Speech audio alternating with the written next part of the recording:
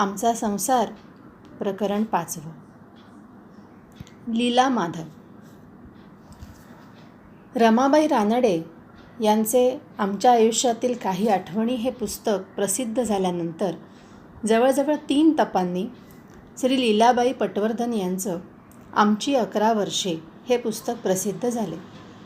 दरम्यानच्या काळात स्त्री शिक्षण महाराष्ट्रात सार्वत्रिक झाले व स्त्रीवर्गाचा सर्वच बाबतीतील दृष्टिकोन बराचसा प्रगत झाला. पतीला परमेश्वर मानण्याची रमाबाई रानडे किंवा आनंदीबाई जोशी यांच्या वेळच्या एकंदर स्त्री समाजाची पारंपरिक श्रद्धा या 3 तपांच्या काळात लोप पावली व पती हा सहचर आहे असे मानण्याची नवी प्रवृत्ती शिक्षणाने व्यक्तिविकासामुळे सुशिक्षित स्त्रियांच्या ठिकाणी साकार झाली होती. रमाबाईंनी आपल्या आयुष्यातील काही आठवणी लिहिल्या त्या मुख्यतः जो श्रेष्ठतर सहवास त्यांना पुन्हा लाभणं शक्य नव्हतं त्याच्या स्मृतिसुखाचा स्वाद घेण्यासाठी. लक्ष्मीबाई टिळक यांनी आपली स्मृतिचित्र लिहिली ती देवदत्त टिळक यांना रेवरंड टिळकाचं चरित्र लिहिण्यासाठी कच्चा माल पुरवावा म्हणून. सौ आनंदीबाई कर्वे यांनी माझे पुराण लिहिले ते दीर्घकालीन आजारात कालहरण करण्याचं साधन म्हणून. आणि डॉक्टर आनंदीबाई जोशी यांनी लिहिलेली पत्र अगदी खाजगी स्वरूपाची होती व ती प्रसिद्ध व्हावीत अशी आनंदीबाईंची बिलकुल इच्छा नव्हती. सांगण्याचं तात्पर्य असं की आपापल्या नवऱ्याचं चरित्र जगाला सांगण्याच्या हेतूने यापैकी कोणीही आवर्जून लेखन केलेलं नव्हतं. अर्थात त्यांच्या लेखनाला पुढे प्रसिद्धी मिळाल्या कारणाने त्या लेखनापासून उपरोक्त कार्य काही प्रमाणात झालं आहे हे खरं, पण ग्रंथलेखन करणाऱ्यांचा काही तसा उद्देश नव्हता हे विसरता कामा नये.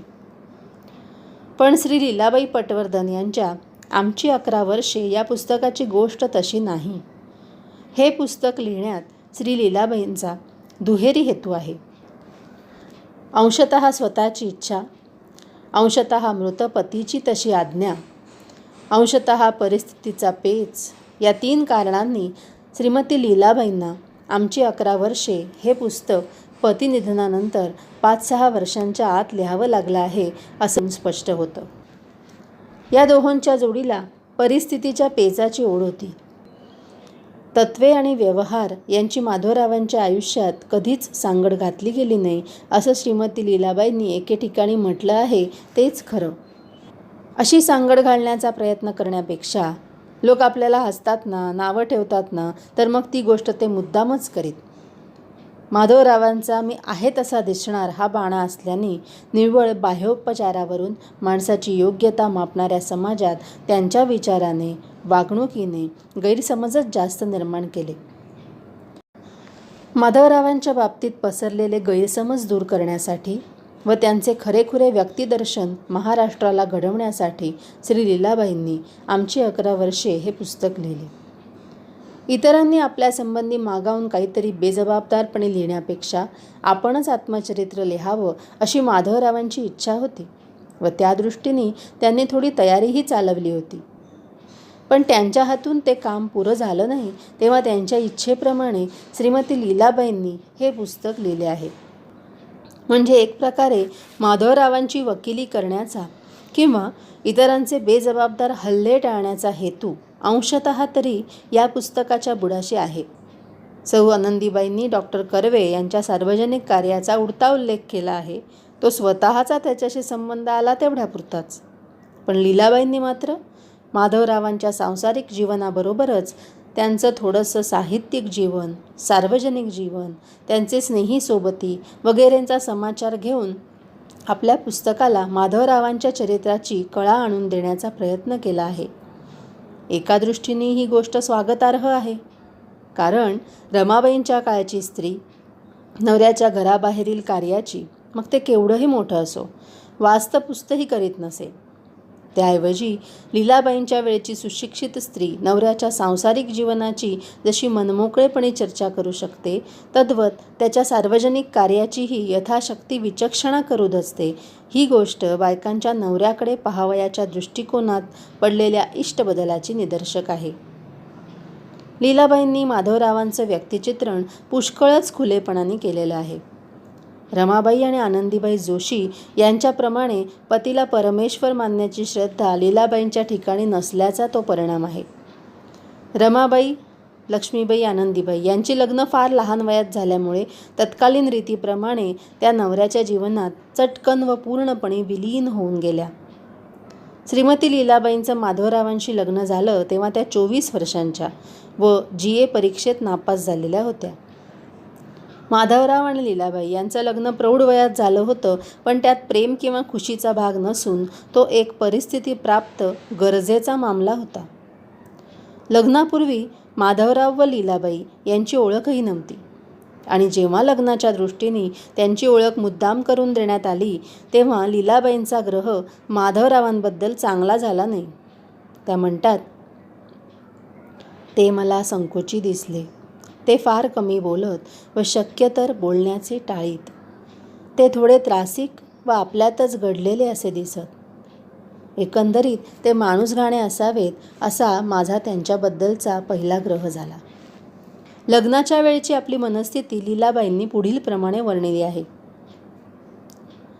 त्यावेळी माझ्या मनाची स्थिती मोठी चमत्कारिक होती. लग्नामुळे होणारा साहजिक आनंद मला मुळीच झाला नाही. वास्तविक माधवरावांच्यात काहीच कमी नव्हतं. ते दिसायला सुंदर होते, तरुण होते, विद्वान होते, पदवीधर होते, नवीन मताचे व आचाराचे होते. माझ्या लग्नाबद्दलच्या अपेक्षा त्याहून मुळीच निराळ्या नव्हत्या. किंबहुना माधवराव सर्व बाबतीतच अपेक्षेपेक्षाही सरस होते. त्यांची त्यावेळी पुण्यात जी कुप्रसिद्धी होती तशी नसती तर माझा आनंद गगनात मावला नसता. परंतु एकच एक भूत, लग्न होईतोवर व पुढे सहवासाने तसं काही नसल्याबद्दल खात्री पटेस्तोवर मला भेडसावत होतं. पुढे सहवासाने ती भीती नष्ट झाल्यावर जेव्हा माझी खात्री झाली तेव्हा मी त्यांच्या सहवासात अत्यंत सुखी झाले. 34 वर्ष एकाकी जीवन काढल्यावर स्वतःच्या हक्काची आप्तेष्ट मंडळी अडीअडचणीच्या वेळी उपयोगी पडण्यासाठी असावीत. आपल्या आयुष्यात ज्याचं बोलणं आपल्या मनावर दडपण पाडू शकेल असं कोणीतरी माणूस घरात असावं वगैरे व्यावहारिक गरजांपायी माधवरावांना लग्नाला तयार व्हावं लागलं. या लग्नात माधवरावांना काहीच स्वारस्य नव्हतं. सुंदर बायको मिळण्याचं त्यांचं ध्येय तर संपलंच होतं, पण नोंदणी पद्धतीने लग्न करण्याची त्यांची साधी इच्छा देखील या लग्नात सफल झाली नाही. लग्नानंतर मित्राच्या आग्रहामुळे व काही अंशी लग्न करून शिरावर घेतलेल्या नव्या जबाबदारीच्या जाणीवेमुळे माधवरावांनी स्वतःच्या इच्छेविरुद्ध कोल्हापूर संस्थानात नोकरी पत्करली. माधवरावांचं आत्तापर्यंतचं आयुष्य हे मनाला पटेल ते निर्भयपणाने करावयाचं या बाण्याने गेलं होतं. लग्नानंतर त्यांना हर एक बाबतीत आपण आता एकटे नाही, दुसऱ्याचाही विचार आता पदोपदी आपणाला करणं भाग आहे ही जाणीव होऊ लागली व आत्तापर्यंत माधवरावांनी तत्त्वनिष्ठेपायी सत्यप्रियतेमुळे तडजोडीला मान तुकवली नव्हती, पण लग्नानंतर त्यांना प्रत्येक बाबतीत तत्त्व आणि तडजोड यांच्या द्वंद्वात तडजोडीला शरण जावं लागलेलं आहे. हे करीत असता माधवरावांच्या मानी मनाला कोण दारुण यातना झाल्या असतील याची कल्पना आमची 11 वर्षे हे पुस्तक चांगलीच आणून देते. निश्चयी व मेहनती स्वभावामुळे माधवरावांनी या यातनांवर शेवटी विजय कसा मिळवला याचं अत्यंत हृदयस्पर्शी चित्र श्रीमती लीलाबाईंनी आमची 11 वर्ष या पुस्तकात काढलेलं आहे. शेवटी लीलाबाई व माधवराव यांची सहवासानी व अपत्यरूप धाग्यांनी मनोमिळणी झाली असली तरी लग्न झाल्यानंतरचे आमचे काही दिवस फार चमत्कारिक गेले. फार दिवस एकटे राहिलेले माधवराव माणसाळायला फार प्रयास पडले. प्रत्येक वेळी पडते आपणच घ्यावे व ते म्हणतील तसे मनाला पटत नसूनही वागावे असे प्रसंग वारंवार येऊ लागले. संसारात गम्य व रम्य काही आहे असं मला वाटेना, असं लीलाबाई म्हणतात. या सर्व अनुभवांमुळे मला असे वाटू लागले की लहानपणी जी लग्ने होतात तीच सुखाची. सासरच्या मंडळींची ओळख होऊन त्यांच्यात पूर्णपणे एकरूप होण्याला पुष्कळ अवसर सापडतो. परंतु मोठेपणच्या लग्नात त्यातल्या त्यात सुशिक्षित जोडप्यांच्या मनाचे कंगोरे कायमचे घडल्यानंतर जी लग्ने होतात ती मात्र एक प्रकारे मोठ्या जबाबदारीची व जोखमीची. कारण स्वभाव बनून गेल्यानंतर एकाने दुसऱ्यासारखे वागण्याचा कितीही प्रयत्न केला तरी प्रत्येक वेळी तो साधतोच असे नाही. त्यात अनेक ठिकाणी खटके उडण्याचाच संभव जास्त.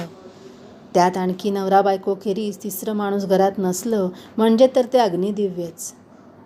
त्यातल्या त्यात माझं लग्न एका ध्येयवादी माणसाशी झालं होतं.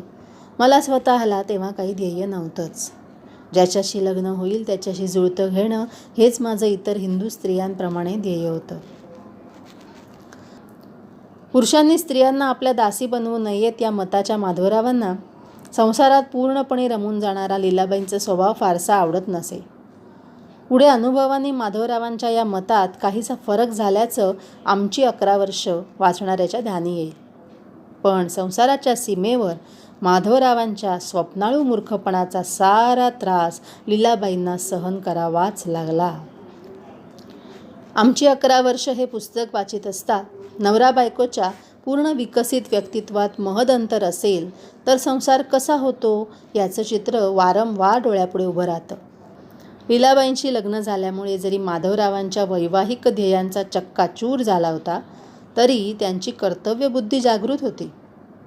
मी जबाबदारी घेण्याचं ठरवलं आहे, कधीही कर्तव्यभ्रष्ट होणार नाही असं त्यांनी लग्नापूर्वी लीलाबाईंना वचन दिलं होतं. लग्नानंतर माधवरावांच्या मनाला एक नवा विचार डाचू लागला होता. तो असा: आत्मसुधारणा करण्याची माझी इच्छा व माझा प्रयत्न ही नष्ट झालेली नाहीत. व्यावहारिक शहाणपण मला नाही आणि म्हणूनच लीला माझं भयंकर नुकसान झालं आहे. माझ्या मूर्खपणाचं फळ मला आता एकट्यालाच भोगायचं नाही, त्याची वाटेकरण तू आहेस हे मी जाणून आहे.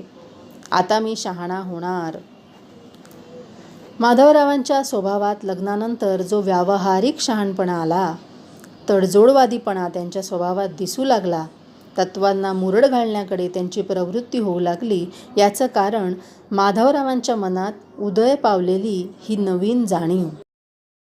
लग्न झाल्यानंतर आपल्या काही लहरी माधवरावांनी लीलाबाईंवर सक्तीने लादण्याचा प्रयत्न चालवला. मात्र त्यात त्यांचा हेतू बायकोवर नवरेपणाचा अधिकार गाजवावा हा नव्हता, तर माधवरावांना जी तत्त्व पटली होती ती अंमलात आणण्याचा त्यांचा तो एक प्रयत्न होता. पुरुषांनी स्त्रियांना आपल्या दासी बनवू नयेत असं त्यांचं स्पष्ट मत होतं आणि ते आचरणात आणण्याची ते फार दक्षता घेत. माधवरावांना पहिल्यापासून असे वाटे की मी स्वावलंबी व्हावे. नवऱ्याच्या कीर्तीवर बायकोचा मोठेपणा म्हणजे काही तो खरा मोठेपणा नव्हे.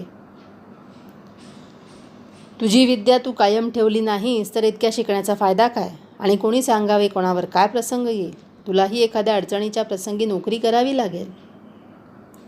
या 3 उतार्यात दिलेल्या विचारसरणीचा तेव्हा माधवरावांच्या मनावर जबर पगडा होता आणि याच विचारांच्या आहारी गेल्यामुळे माधवरावांचा लीलाबाईंनी दिवसाकाठी काहीतरी वाचायलाच पाहिजे असा कटाक्ष होता.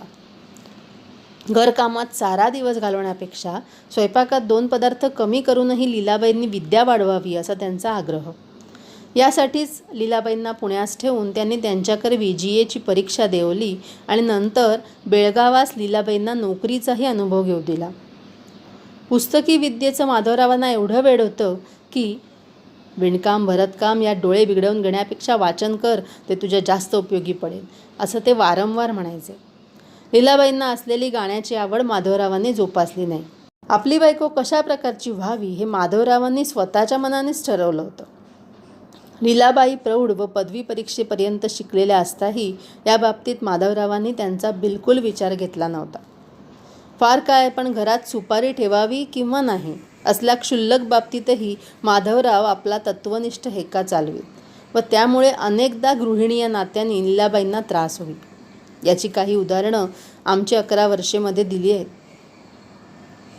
माधवरावांनी एकदा बोलण्याच्या भरात लीलाबाईंच्या रूपाचा अवहेलनात्मक उल्लेख केला. हे बोलणं लीलाबाईंच्या जिव्हारी लागलं. त्यांनी फणकारून उत्तर दिलं, मी कुरूप आहे त्याची जाणीव मला चांगली आहे.